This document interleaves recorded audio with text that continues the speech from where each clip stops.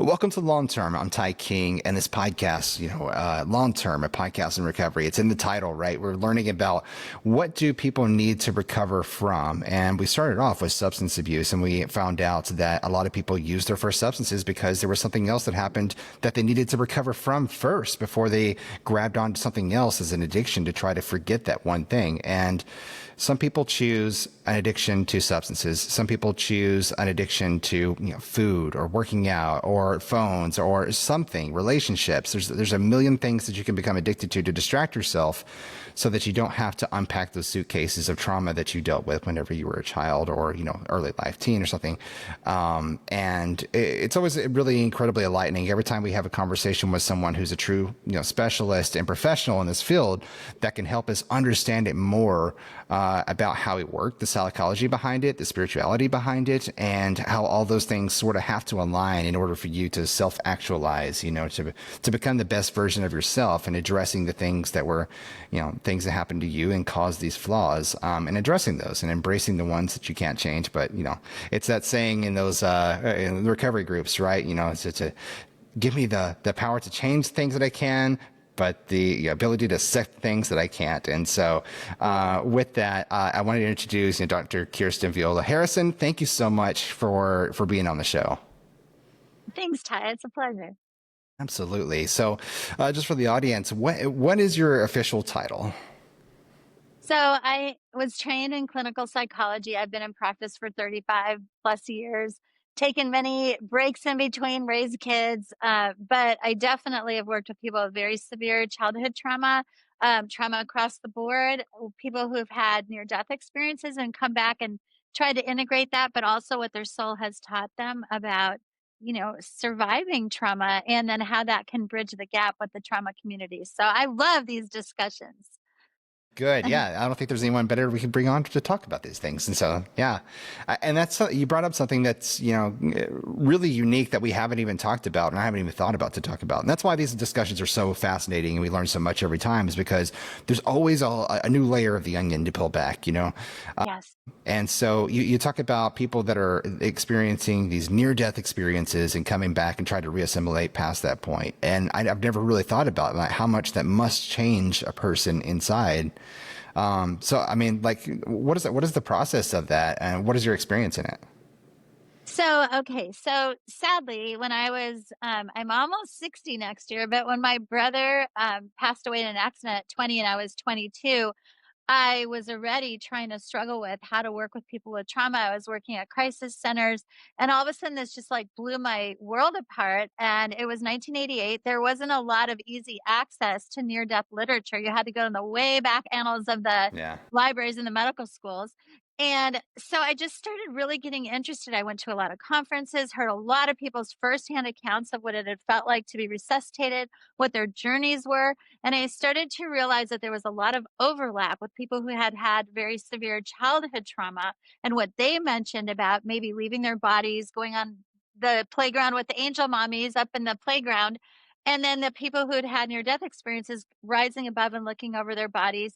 And then coming back and trying to integrate all of that knowledge and how to keep the hope going and how to keep the purposeful striving moving forward. Um, I think it's just a brilliant kind of overlap that we can all learn a lot from. Yeah, that's incredible. So I guess you have people sit in front of you on the couch and they sort of detail what the Yes, experience was like, right? The before, the yes, during, and then how they experienced and how it yes, changed them afterwards. Is there a yes. typical type of story or is it very unique to each individual? Okay, so the very first story, ironically, that I ever heard was a son had come to the conference, and this is in the late 80s. And his dad, they had grown up in communist China, and his dad had passed away, but his dad had been a communist and never raised with any kind of religion. And on his dying breath said he was seeing Jesus. And so the son was blown away by this. Like, how can this be? So he came to the conference and relayed this story. And he talked about just how his entire like worldview shattered and he had to come up with a brand new one that incorporated something much bigger against everything that they had ever been raised with and taught. And I think that that serves as a metaphor for what happens to most people where it's sort of like a complete realignment of their values, their understanding of life, the purpose of life. But I will say that where trauma survivors often really struggle in life and get lost in the murkiness of memories and flashbacks, you find your near death experiencers come back with like this whole different realignment of purpose and understanding, and they lose the fear of death. These days, with more people understanding what it means and more access to the internet, people are much more able to assimilate these stories. But back in the day, they had a really hard time because all the people thought that they were delusional, that they were psychotic, that something very crazy had happened to them. The doctors didn't even believe them. So it's heartening to see how far we've come in that regard, and then how they can share their journeys of strength and survival with the trauma community. And then they have incredible strength. So it's just beautiful. Yeah, that's incredible. And I don't, I mean, unless you go through that situation, you don't really know what you would see. You're always told, and you see it in like, people try to portray it in movies. I've seen several that try to recap those instances, right? But I mean, all in all, at the end of the day, you're only seeing what the filmmaker had in mind of like how they imagined it and what you can do with cameras. Yes. Well, Yeah, and it's true. And then people have these crazy like energy shifts, and then they don't yeah, understand why their watches don't work right. So, I mean, there's a lot that's ineffable that they couldn't explain. Again, parallel to the trauma survivor not being able to understand what happened when they were little and why the memories are fuzzy, but they don't feel right in their bodies. There's just so much to learn from everybody's experiences. And I think that deep witnessing and paying attention to that we don't understand is vital. yeah. So how do people, from these experiences, I guess it can be Uh-huh. traumatizing, but it can also Yeah. be sort of, eye-opening, I would imagine, if you're seeing that, the typical thing of like my life flashed before my eyes. And then all of a Yes. sudden I was, so conscious of myself and everything and realized, where all the energies aligned. But like, Yeah. for those that need to recover from that, like what does that process look like from them? So a lot of times it's kind of just, did this really happen to me? Again, similar to the trauma survivor, I'm getting weird memories, but did that really happen? Am I losing my mind? Is this just like a crazy experience? Certain things help, like when they can say, "Hey, I overlooked, the surgery, and I can tell you what the surgeon did," and then all of a sudden it becomes a touch point of fact. And so that helps them along the way. Then they start to connect with other people in communities that have also had these kinds of things happen, so it's a slow process of also trying to translate to loved ones when you've been in the presence of this incredible energy, but then you come back and your body is still battered and you're having to deal with recovering from after effects of whatever caused the near death experience, and then Yeah. trying to translate that to the close people in your life who might not be on the same level of understanding becomes quite frustrating. And I think that that's where seeking outside help and spirit of community can really help people. Yeah, absolutely. So where do you typically step in to help people on their journey past that point? So I would say that when somebody's story becomes known to me, I will find a way to tell them that there are decades of stories just like theirs which have ended so hopefully with the ability to. So back in trauma studies, they always say that the final like end result of the trauma journey is to go give back and to go educate others and help others.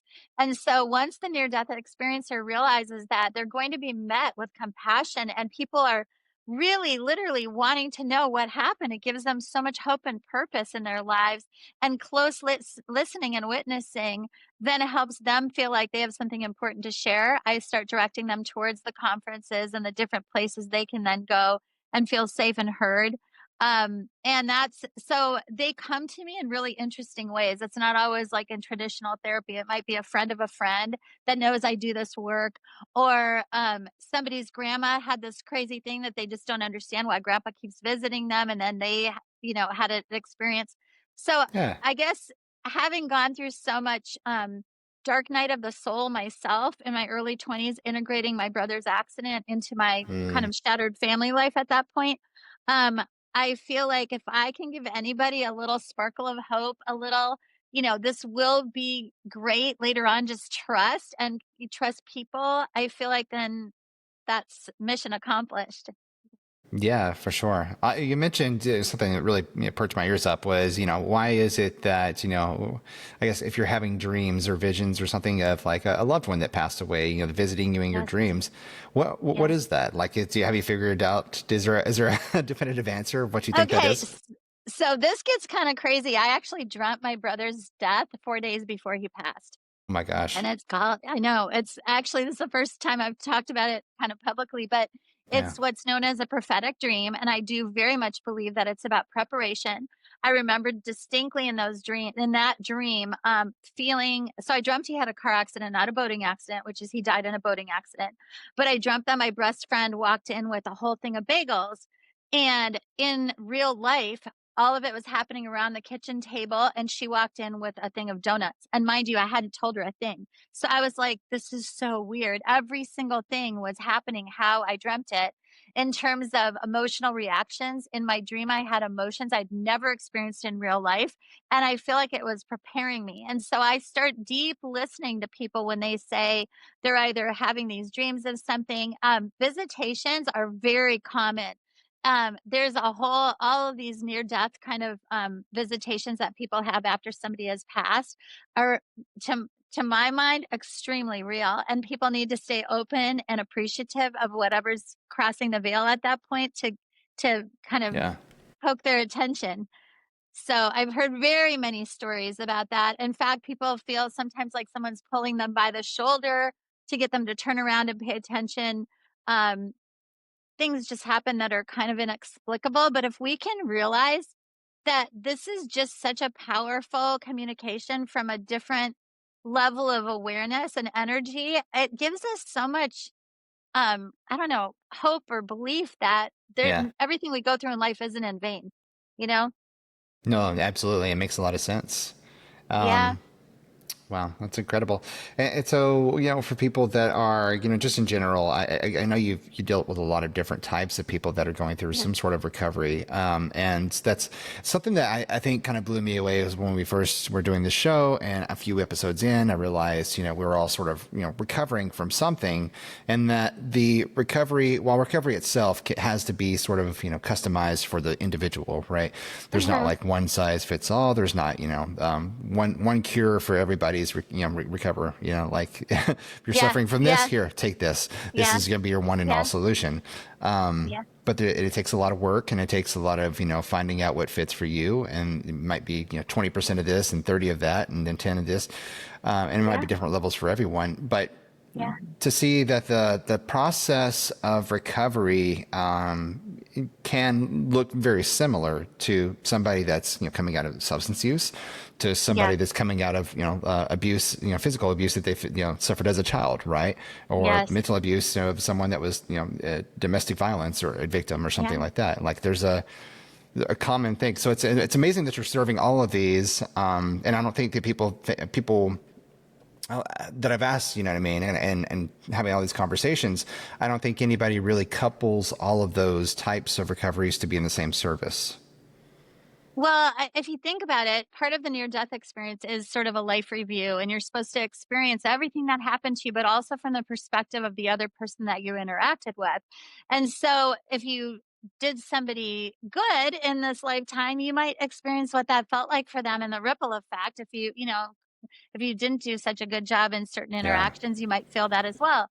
But that goes back to the essential nature of trauma itself. We don't go through life in a vacuum. Everything is relational.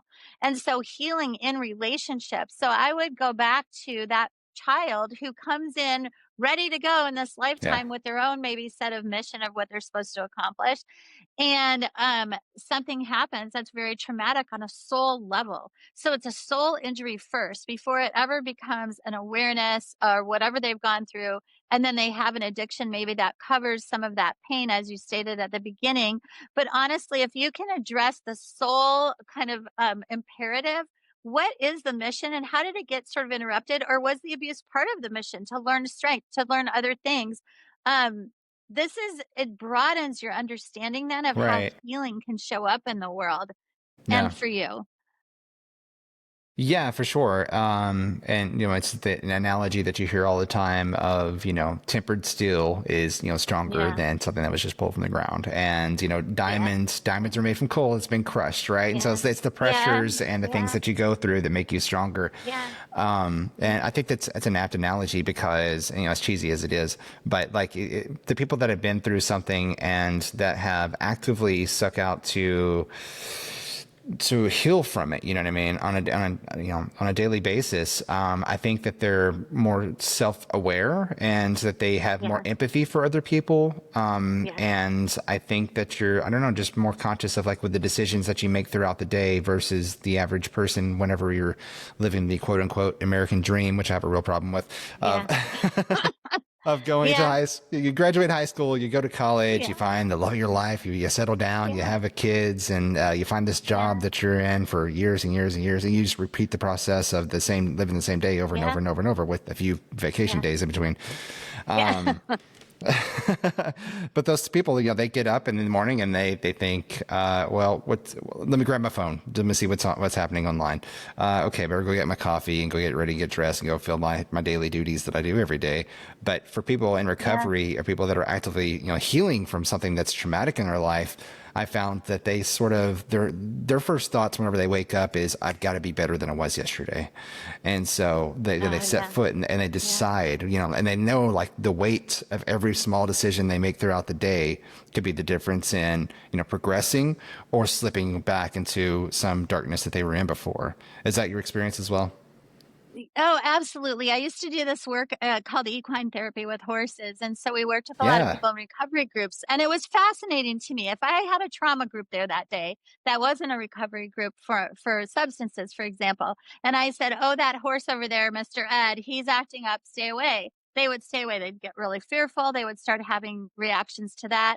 If I told the recovery group from substances, Mr. Ed's acting up, what's the first thing they did? They went right over to Mr. Ed, see if they could kind of like hang out with Mr. Ed. And I was like, this is fascinating how different people wake up, approach their lives based on what it is that they're struggling from and what strength they thought that they had through whatever experience. And yeah, it was amazing the differences. And so it's really apt what you're saying that having to kind of micromanage your interactions every day to see if you're hmm, on this path or that or what angel you're feeding that day.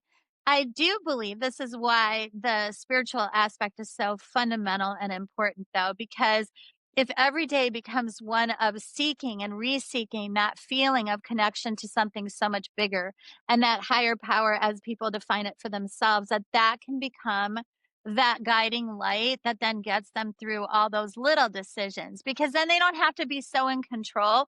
They're allowing something else to be in control. And that's so validated from everything we've heard about the safe, compassionate energy people feel in near death experiences. Like they've got this now. Like they feel that holding. So it's just, it's a shift in perspective. And they've done research too in neuroplasticity that love and empathy and compassion allows the brain to change at warp speed compared to sort of the baser energies. And so, it comes down to choice. What are you going to choose that day? yeah. No, absolutely. Myself, I went through a course. It was called Authentic Manhood. Back in the day, I was just trying Mhm. to find anything as a resource, and Yeah, yeah, it was very much way more faith based than anything I do now. But like it was interesting, and like there's always valuable things that you can take away from any of those types of courses that you take. But like one of the most influential things that happened during that course was there was the analogy of like, okay, now they're bringing out actual suitcases like on stage, you know what I mean? Be like, okay, here are the things from your past that you need to unpack. You've been carrying these things around and you haven't addressed them, but they asked all yeah, the right questions about like how your parents raised you and what you experienced and how you reacted. It's like, cause and effect and like what your thoughts were at the time. And like, helped me realize a lot of things that I had gone through that were actual traumas that like I just considered to be like something, at the time you're in survival mode, right? And so your yes, brain doesn't yes. process it as this is something I should probably heal from. Absolutely, but I think what's so tragic is that people take on responsibility for healing and responsibility for the trauma, yet in reality, the trauma wasn't their responsibility Yeah. ever. You know, Right. that suitcase was never theirs to have to pick up and carry, but valiantly people do. And so I think that's part of the beauty is that when you can remember something bigger is there to help you lift that suitcase, in fact, chuck it, you know? Yeah. It's just one of those great things that kind of comes from just broadening that perspective. And I would also direct people towards there's something called IANS, which is the International Association of Near Death Studies. And they hold incredible Okay. conferences. It's cardiologists, PhDs, it's experiencers, but if you ever need a little kind of like umph in your life to remind you why, and going to their website, why it is that we're on this earth and where the lessons can be and how you're not responsible for holding the earth together. You don't have to have 5,000 suitcases that you have to hang on to with a death grip. You can actually find some peace and solitude and help. I think that that is just a huge message that people need to remember. You're not doing this all alone. Yeah. Yeah, for sure. So how do you, as a therapist yourself, like help people to identify what is and isn't, a trauma in somebody's life whenever they come to you? Okay, so, well, I mean, the people that I've worked with are usually they've either been in inpatient settings for very severe dissociative disorders. We used to call it multiple personality disorder. Right. Yeah. Disorders that have been, brought on by really extreme dysregulated childhood trauma. Um, or people, we also do groups with what Freud used to call the worried well, which is the women who are, the lives are functioning well, but they have all this big angst about what's happening in life with their kids or whatever. And it all kind of boils down to making the connection first, being an ally, being a witness, being somebody that can say, hey, I'm here. Okay. Like just use me however you need to use me in this process to feel like you're not alone going through the depths. So identifying, I think, is kind of a matter of I could be having a conversation with somebody and something can come up. And in that way of responding, it might just be super healing because my life experience gelled perfectly with their life experience. And then we had that came together. And then I'll kind of point to the back of here with this Shauna book that I wrote with this person I've been helping for 10 years now. But she lived on the street. She lived in cardboard. 8 years she was unhoused. And she has schizophrenia. And she's also the most spiritually connected person I've ever met in my life. And when I mean spiritual, she did grow up with a lot of religion. I did not, but spiritual in a much bigger sense. And she has shown me how every single day, just taking the next step, just trusting one more person, letting all of that start to unfold and unfurl has been the healing. And then she transmutes all that joy to everybody. Wow, that's incredible. And so, how did you find her? Okay, so my ex-husband was a professional tennis player, long dreadlocks, originally from Trinidad. And, Okay. everybody knew him and loved him. And Sean was sitting at the tennis court, 6'5", African American, super fit. And I was like, hey, you guys should hang out and maybe have a match sometime and get pretty athletic.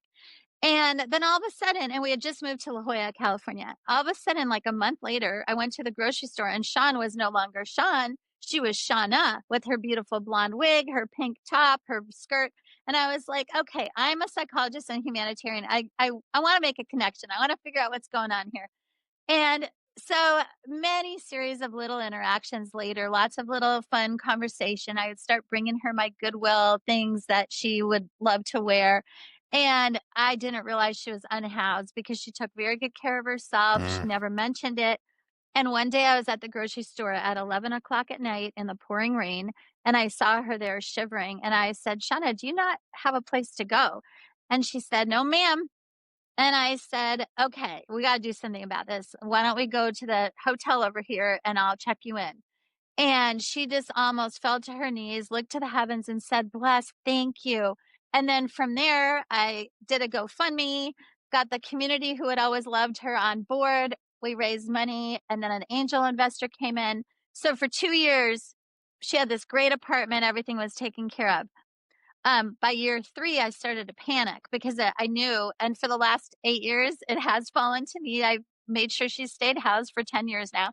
But, I Wow. I broached the idea of do you maybe want to tell your story to the world? Maybe we can find a way to get your story of survival and the incredible journey you've been on to give other people hope. So we started writing a book together, and it just got released in May. Nice. And Congratulations. yeah, thank you. It's just been like such a wonderful journey because the synchronicities around Shauna are just mind boggling, and their constant awareness that we are connected to something much bigger, and it's inexplicable. Like, I can't explain some of this bizarre stuff that happens around her. But all I know is she's taken schizophrenia and living on the streets and turned it into the most positive, life affirming spiritual journey. And so I feel like there's so much to learn there for all of us, and so much that she can teach just by being her, unapologetically her with her Yeah. cool outfits and everything. So, That's incredible. So it came out in yeah. May, you said?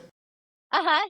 Nice, Yeah. nice. Are you doing any book tours right now, or are you? We've done some book launches, doing some podcasts around it. We've done a few studio tapings. So with her schizophrenia, she's been learning trust for a long time. So one of her platforms is that she walks a half a marathon a day. Even in Palm Springs, she moved to Palm Springs. Even in Palm Springs heat, she walks a half marathon a day. She calls it her mood walk therapy. It's the way she regulates her Yeah, internal distress. She I doesn't want understand to that. take psychiatric meds.